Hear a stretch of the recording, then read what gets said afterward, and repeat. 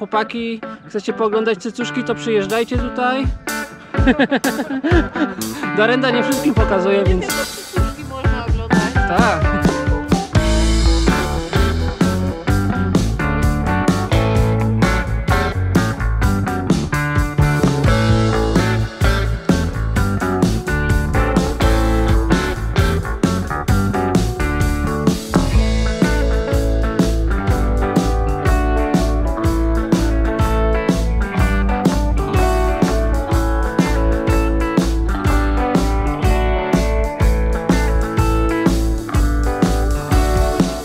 No, trochę czekaliśmy, trochę szliśmy, ale w końcu złapaliśmy dobrego stopa.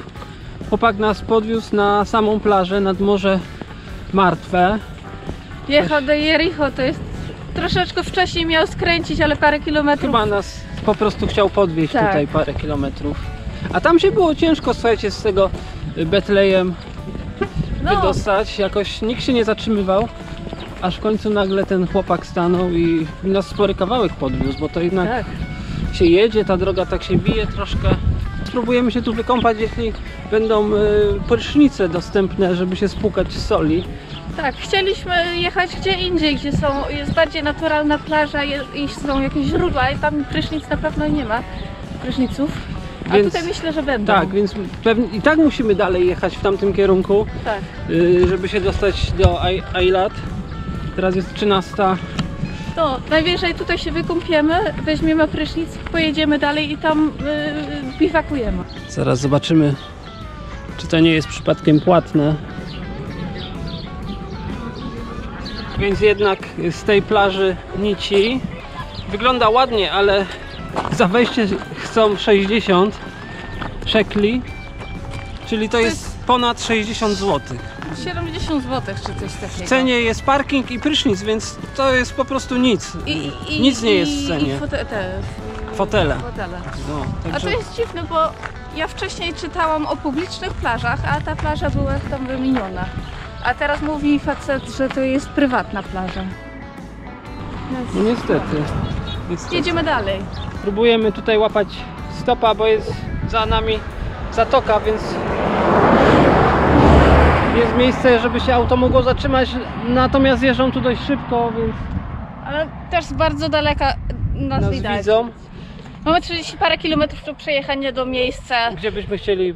Tak. No a w ogóle teraz znowu rejon Morza Martwego, minus 400 metrów około jesteśmy. Od razu gorąco. zrobiło się dużo cieplej, tak jak nawet tutaj przed chwilą wam pokazywałem uprawy daktyli. Na razie słabo. Jechaliśmy 5 minut tego stopa i okazuje się, że chyba to jest to miejsce, gdzie chcemy dojechać. Nie zgadza się dokładnie z pineską, którą dostaliśmy na mapie, Tak. ale zgadza się z tym, co wcześniej mówili, że jest koło ostatniego checkpointu. Checkpoint jest tutaj. I tutaj ten pan zapytał ich, czy tutaj są gorące źródła i są. I sam tutaj też był, więc na pewno to jest dobre miejsce. Tak, więc ja nie rozumiem tutaj tych wszystkich granic checkpointów, ale możliwe, że już z zachodniego brzegu wyjechaliśmy Tak. z powrotem do Izraela. Chyba tak. Chyba na to... Właśnie o tym rozmawialiśmy z tym panem. On też myślał, że to jest chyba ostatni checkpoint, żeby jechać do Eilat na samo południe. To powinno być ostatni już. Także tutaj było bezboleśnie, może dlatego, że jechaliśmy z samochodem na rejestracjach z Tel Awiwu. Po prostu nawet on się zatrzymał, bo się spytał o drogę, ale już z daleka machali, żeby przejeżdżać. No, ogólnie wszędzie było bezboleśnie. Wcześniej mieliśmy checkpoint między Palestyną główną a zachodnim brzegiem, czy coś takiego. Tam też po prostu przyjechaliśmy. No. Natknąłem się też na takie różne informacje, jak przeglądałem internet, że czy zachodni brzeg, czy Palestyna, czy właśnie Betlejem, tam gdzie nocowaliśmy dzisiaj, są niebezpieczne. No, ja nie odczuwam czegoś takiego, żebym się czuł tam w jakiś sposób zagrożony sytuacją taką ogólną.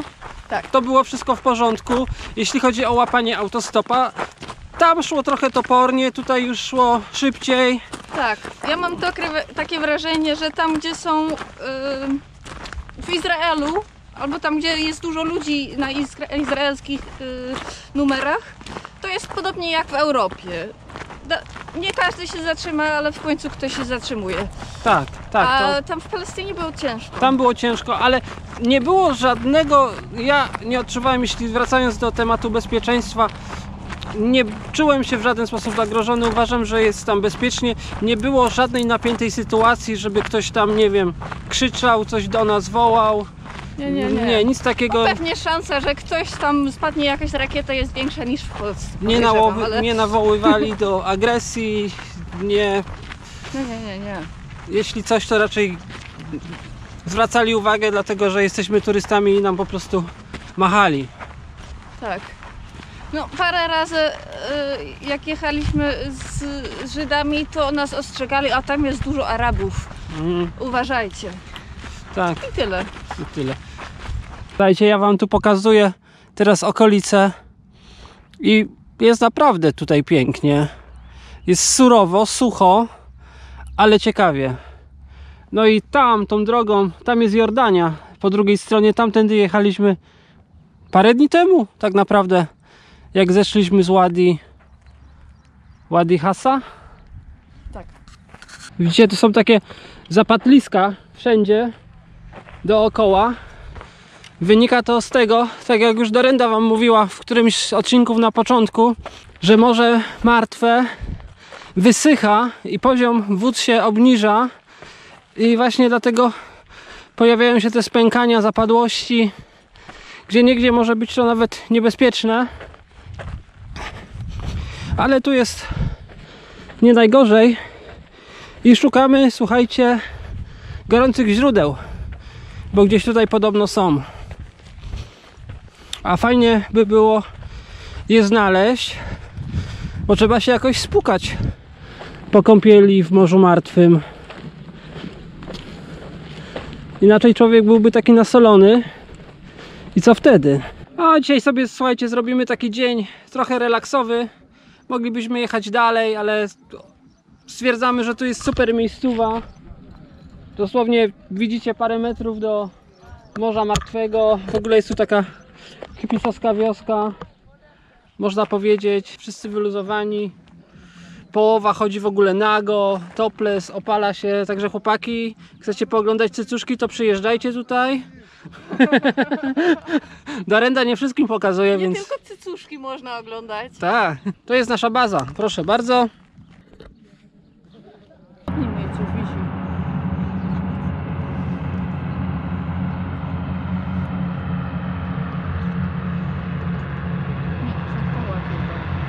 Ultralighty jakieś.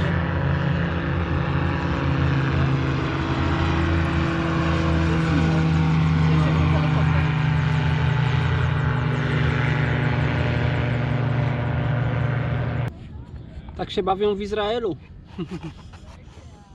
Ale fajny, nie powiem. Co, gotowa na kąpiel?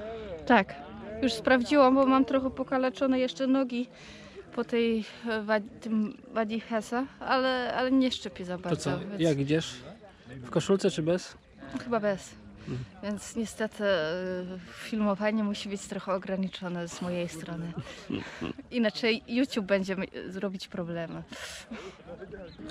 Więc tyle wam mogę pokazać Dorendę. Od tyłu wchodzącą. Ja was z kolei mogę pokazać siebie od przodu gdzieś dotąd, bo tam dalej też by YouTube ograniczył, bo ja jestem kompletnie nagi. No, faktycznie nogi idą do góry. Nie pokazuj cyceczków Dorenda, bo będę musiał to wycinać. No, dobrze. Może być tak? Może być tak.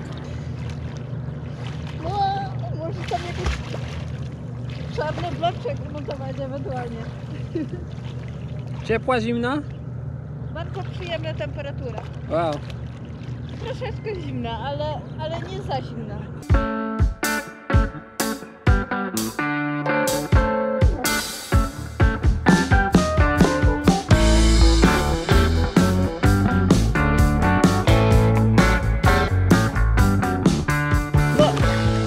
Na ubraniach kąpielowych zawsze jest napisane, że szkodzi sól, słońce i chlor, a tu jest 10 razy więcej soli niż w zwykłym w zwykłym morzu.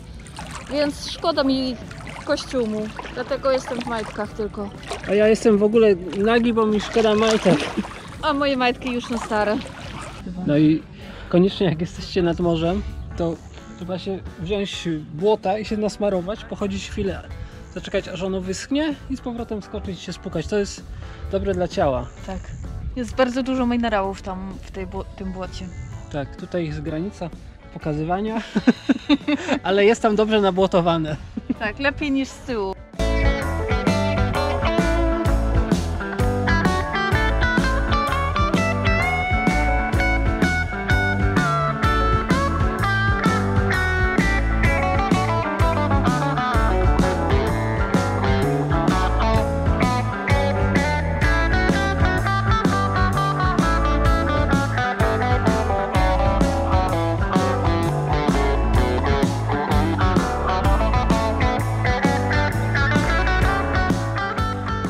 Ognisko płonie, namiot rozstawiony, wykąpani.